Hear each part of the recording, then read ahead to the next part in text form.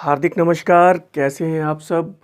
और आज का ये सेगमेंट भी बौद्ध धर्म पर केंद्रित है और महात्मा बुद्ध से जुड़े हुए, बौद्ध धर्म से जुड़े हुए कुछ अन्य महत्वपूर्ण प्रश्नों को लेकर मैं उपस्थित हूँ। और आइए, समय ना लेते हुए पहले जल्दी से आप क्लास में आइए, कॉपी पेन लेकर के क्लास की शुरुआत करिए। महत्वपूर्ण प्रश्नों को आप नोट डाउन करिएगा। और पहला प्रश्न आप देखिए, ध्यान रखिएगा, ये पार्ट 2 है नहीं। तो कुल मिला के आपके पास ये विकल्प है कि इसके पहले के ठीक प्रश्न पार्ट 1 में हैं। यहाँ पर क्वेश्चन नंबर 22 से शुरू हो रहा है। तो प्रश्न ये है कि किस बौद्ध संगीति में बौद्ध धर्म ग्रंथों में संस्कृत का प्रयोग की शुरुआत हुई। पहला, दूसरा, तीसरा और चौथा जवाब आप दे पाएंगे। और सही जवाब है यहाँ पर चौथी, बौद्ध संगीति में बौद्ध ग्रंथों में संस्कृत के प्रयोग की शुरुआत हुई है। ठीक है। और अब आप यहाँ पर देखिएगा, शुरुआत मैंने सरल प्रश्नों से की है। और ये प्रश्न ये कह रहा है कि महात्मा बुद्ध के द्वारा दिए गए प्रथम उपदेश को क्या कहा गया है। महाभिनिष्क्रमण, धम्मचक्कप्रवर्तन, प्रतीत्य समुत्पाद या फिर उपसंपदा। तो कर पाएंगे आप इसको। बहुत ज़्यादा प्रथम उपदेश क्या कहा गया है, तो धम्मचक्कप्रवर्तन सारनाथ में संपादित हुआ है प्रथम उपदेश। महाभिनिष्क्रमण का मतलब है गृह त्याग, और गृह त्याग का प्रतीक क्या है, अश्व। कहाँ पर संपन्न हुआ है, कपिलवस्तु में संपन्न हुआ है। ध्यान रखिएगा, गृह त्याग कपिलवस्तु में अपने घर से किया है। ठीक है। तो महात्मा बुद्ध के द्वारा दिया गया प्रथम उपदेश क्या है, और वो है धम्मचक्कप्रवर्तन। और नेक्स्ट क्वेश्चन आप देखिए, महात्मा बुद्ध की मृत्यु के बाद उनके शरीर के भस्मावशेषों पर कितने स्तूप बनाए गए, या फिर कितने हिस्सों में उनके शारीरिक भस्मावशेषों को बांटा गया। 5, 6, 8, 9। सरल प्रश्न है 8। ध्यान रखिएगा, स्तूपों के बारे में मैंने आपसे पिछले लेक्चर में भी चर्चा की थी। स्तूप किसके प्रतीक हैं, तो आप ध्यान रखिएगा, अगर ये प्रश्न आता है कि स्तूप क्या हैं, तो स्तूप एक प्रकार के बौद्ध समाधि स्थल हैं। स्तूप किसके प्रतीक हैं, तो बुद्ध के महापरिनिर्वाण के प्रतीक हैं। क्लियर हो गई बात। और आप ध्यान रखिए, ये प्रश्न है, बौद्ध धर्म के त्रिरत्न के संदर्भ में क्या असत्य है, तो सामान्य है बुद्ध, धम्म और संघ। तो बुद्ध, धम्म और संघ, तो यहाँ पर स्तूप असत्य है। ठीक है। सामान्य प्रश्न है, जल्दबाजी में गलत मत करिएगा। और क्वेश्चन नंबर 26 देखिए, बौद्ध धर्म की किस शाखा में मंत्र, हठ योग एवं तांत्रिक आचारों को, तांत्रिक व्यवहारों को प्रधानता दी गई है, वो कौन सा है। महायान, हीनयान, वज्रयान, उपर्युक्त सभी। तो आपको ये पता है, वज्रयान है, बौद्धों का तांत्रिक संप्रदाय है। ठीक है, जिसमें तमाम वाम मार्गी साधनाएं भी शामिल हो गई।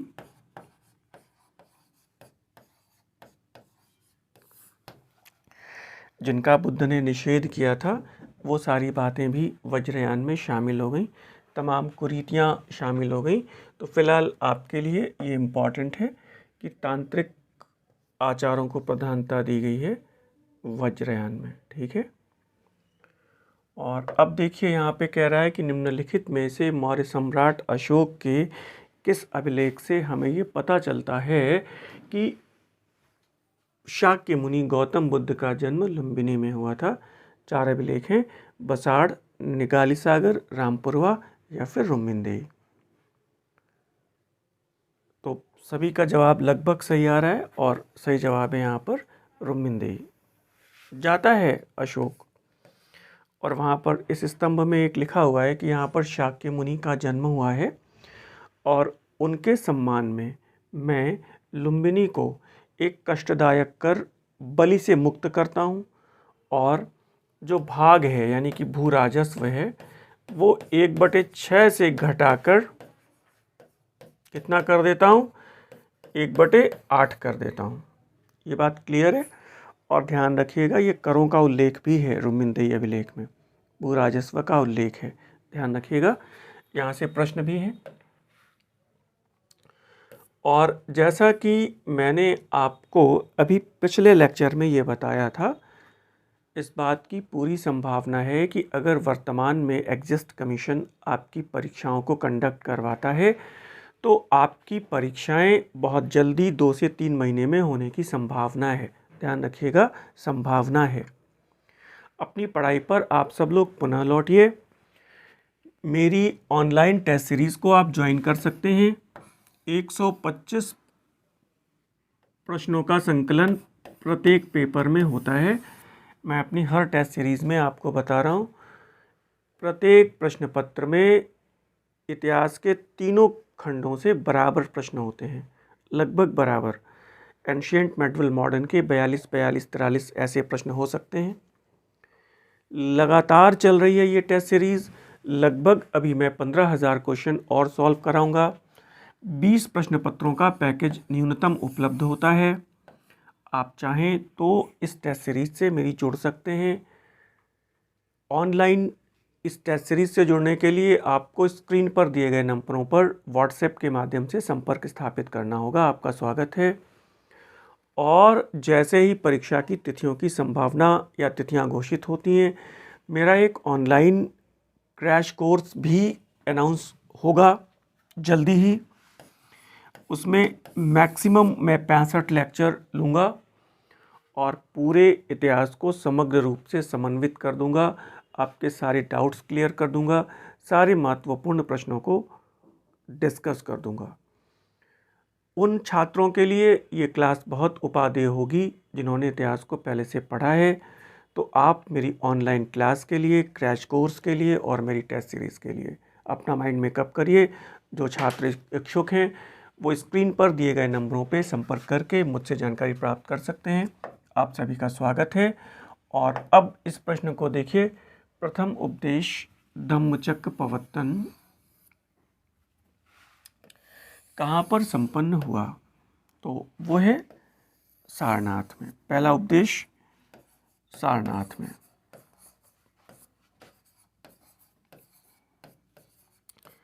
पांच ब्राह्मण कौन कौन से? कौंडिन्य, वप्पा, महानामा, भदीय और असज्जी। याद रखिएगा, कभी इन ब्राह्मणों के नाम भी असिस्टेंट प्रोफेसर की परीक्षा में पूछे गए हैं। ध्यान रखिएगा, महात्मा बुद्ध किसके शासनकाल में कौशाम्बी में आए? किसका आतिथ्य स्वीकार किया? शतानीक, उदयन, निचक्षु या कुशाम? कौशाम्बी आए। तो नाम है निचक्षु, नाम है उदयन। उदयन के आमंत्रण पर वो आए। ठीक है। निचक्षु का नाम ध्यान रखिएगा, ऐसा कहा जाता है कि हस्तिनापुर के बाढ़ में बह जाने पर निचक्षु ने कौशाम्बी को राजधानी बनाया। निचक्षु। तो ऐसे भी कहा जाता है कि कौशाम्बी को राजधानी बनाने वाले निचक्षु। ठीक है। लेकिन अगर बुद्ध का संबंध पूछता है तो बुद्ध का संबंध है उदयन से। ध्यान रखिएगा, बुद्ध का संबंध है उदयन से। नेक्स्ट क्वेश्चन को देखिए, मैच कर रहे हैं। और पिछले टेस्ट पेपर में वो स्थलों को लेकर प्रश्न है, फिर अध्यक्षों को लेकर प्रश्न है, फिर शासकों को लेकर प्रश्न है। तो पहली बौद्ध सभा अजात शत्रु हैं, दूसरी में कालाशोक हैं, तीसरी में अशोक हैं, चौथी में कनिष्क हैं। तो यहाँ पर सामने सामने ही मैच हो रहा है सारा आंसर। तो 1, 2, 3, 4 सरल है। तो आप देख लीजिए कौन सा विकल्प मैच हो रहा है। तो यहाँ पे विकल्प मैच हो रहा है सी वाला, 1 2 3 और 4। क्लियर हो रहा है। और नेक्स्ट क्वेश्चन की तरफ जाइए। अब थोड़ा ध्यान दीजिएगा, यहाँ पे अध्यक्षों से संबंधित प्रश्न है। तो प्रथम बौद्ध सभा महाकश्यप, द्वितीय बौद्ध सभा सर्वकामी, तृतीय बौद्ध सभा मोकलिपुत्तस्य, चौथी बौद्ध सभा वसुमित्र। यहाँ पर भी 1 2 3 4 ही है, तो ये भी आपने कर लिया। सिंगल भी याद रखिएगा अलग से। तो 1 2 3 4 देखिए यहाँ पर कहाँ पर है। तो 1 2 3 4 तदनुसार यहाँ पर जवाब आएगा सी। ठीक है, आप देख पा रहे हैं। और ये कह रहा है कि भारतीय कला में बुद्ध के जीवन की किस घटना का चित्रण मृग सहित चक्र के द्वारा हुआ है?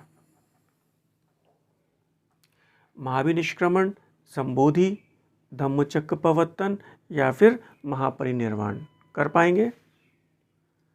जवाब दीजिए। और यहाँ पर जवाब है धम्मचक्र प्रवर्तन। क्लियर हो रहा है। नेक्स्ट क्वेश्चन देखिए, क्वेश्चन नंबर 33।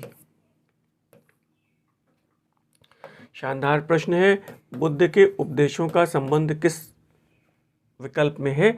आत्मा संबंधी विचारों से, ब्रह्मचर्य से, धार्मिक कर्मकांडों से या फिर आचरण की शुद्धता और पवित्रता से। तो बिना कुछ सोचे आप लगा पाएंगे आचरण की शुद्धता और पवित्रता। अष्टांगिक मार्ग है नहीं? सम्यक दृष्टि, सम्यक संकल्प, सम्यक वाणी, सम्यक कर्म, सम्यक आजीव, सम्यक स्मृति, सम्यक व्यायाम, सम्यक समाधि। तो आचरण की शुद्धता और पवित्रता से है। नेक्स्ट क्वेश्चन देखिए। बुद्ध के जीवन काल में ही संघ का प्रमुख बनना चाहता था, कौन है? उसका नाम क्या है? आनंद, देवदत्त, उपाली और महाकश्यप। कर पाएंगे? और यहाँ पर सही जवाब है देवदत्त। ठीक है, बुद्ध का चचेरा भाई जो बुद्ध के जीवन काल में ही संघ का अध्यक्ष बनना चाहता था। अब ये देखिए इस प्रश्न को। गौतम बुद्ध ने अपनी मृत्यु के उपरांत बौद्ध संघ के नेतृत्व के लिए निम्नलिखित में से किसको नामित किया? उपाली को, आनंद को, महाकश्यप को या फिर किसी को नहीं? मुझे बताएंगे आप। और सही जवाब है उपर्युक्त में से कोई नहीं। ठीक है, यही सही है। बाकी किसी को नियुक्त नहीं किया, यही सही है। उपर्युक्त में से कोई नहीं।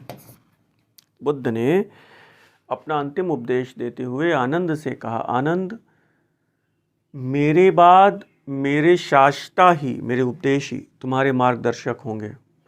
अपनी मुक्ति के लिए या अपने महापरिनिर्वाण के लिए तुम्हें खुद ही प्रयास करना होगा। अपदीपो भव, अपना प्रकाश तुम्हें खुद बनना होगा, अपना मार्ग तुम्हें खुद तय करना होगा।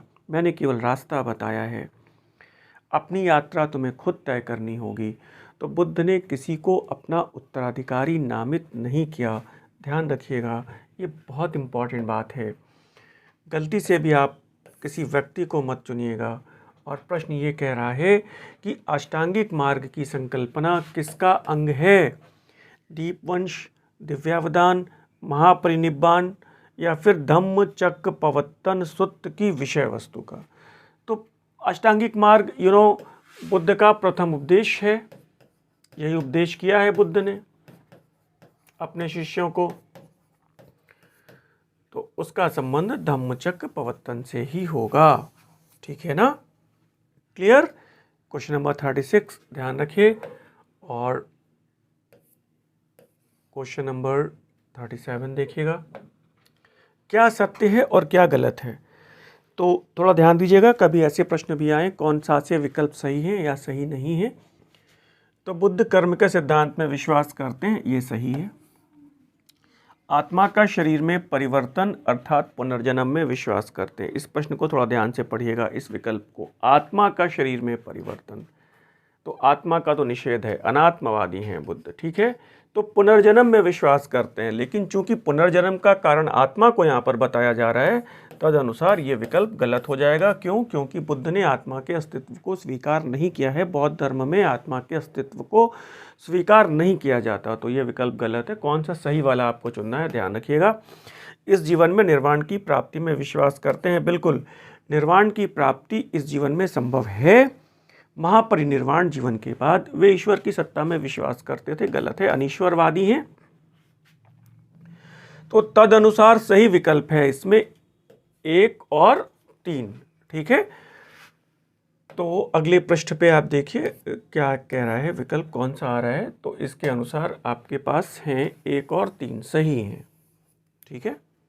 क्लियर हो रहा है? कोई डाउट हो तो मेरे पास आप मैसेज कर सकते हैं व्हाट्सएप पर। यहाँ पर देख सकते हैं आप इस रिमार्क को, बुद्ध पुनर्जन्म में विश्वास करते हैं परंतु आत्मा का निषेध करते हैं। बौद्ध धर्म में पुनर्जन्म का कारण आत्मा को नहीं माना गया है। अनात्मवादी हैं, अनीश्वरवादी हैं, ध्यान रखिएगा। और वो ये कह रहे हैं कि बुद्ध ने आनंद के कहने पर महिलाओं को संघ में प्रवेश दिया है। दूसरे शब्दों में ये बौद्ध भिक्षुणी संघ की स्थापना कहाँ पर होती है? बौद्ध भिक्षुणी संघ की स्थापना तो बुद्ध ने माता प्रजापति गौतमी को पहला उपदेश किया है, वैशाली में किया है। तो यहाँ पर वैशाली में बौद्ध भिक्षुणी संघ की स्थापना होती है। माँ आती हैं कपिलवस्तु से पैदल चल के, और फिर बुद्ध प्रवेश नहीं देना चाह रहे थे संघ में। मैंने पिछले लेक्चर में भी डिस्कस किया था। आनंद के कहने पर उन्होंने माँ को दीक्षा दी। फिर आपको पता है आम्रपाली भी आई, फिर आपको पता है यशोधरा भी आई। तो फिलहाल वैशाली में बौद्ध भिक्षुणी संघ की नींव पड़ती है। और यहाँ पर फिर वही प्रश्न है कि पहली महिला कौन है? तो विकल्प को देखे बगैर आप यहाँ पे लगा सकते हैं, प्रजापति गौतमी है, उसके बाद फिर वैशाली की नगर वधु आम्रपाली भी। क्लियर? और नेक्स्ट क्वेश्चन देखिए, बौद्ध धर्म के प्राचीन धर्म ग्रंथ त्रिपिटक कहलाते हैं। त्रिपिटक हैं, इनमें से किस पिटक को बौद्ध धर्म का एनसाइक्लोपीडिया कहा गया है? ध्यान रखिएगा, सुत्त पिटक, विनय पिटक, अभिधम्म पिटक या फिर कोई नहीं और सुत्त पिटक। जो सुत्त पिटक में है वो बौद्ध धर्म में है, जो सुत्त पिटक में नहीं है वो बौद्ध धर्म में नहीं है। क्लियर? तो बुद्ध की शिक्षाएं, बुद्ध के उपदेश सुत्त पिटक में है। बौद्ध भिक्षुओं के आचार नियमों का संग्रह विनय पिटक में है। बौद्ध धर्म के दार्शनिक सिद्धांतों का विवेचन अभिधम्म पिटक में है। तो आज की टेस्ट सीरीज को यहीं पर समाप्त करने की इजाज़त दें मुझे, और मैं जल्दी ही आपके लिए एक नया टॉपिक, एक नया सेगमेंट लेकर उपस्थित हो रहा हूं। तो तब तक के लिए मुझे आज्ञा दीजिए। धन्यवाद, नमस्कार।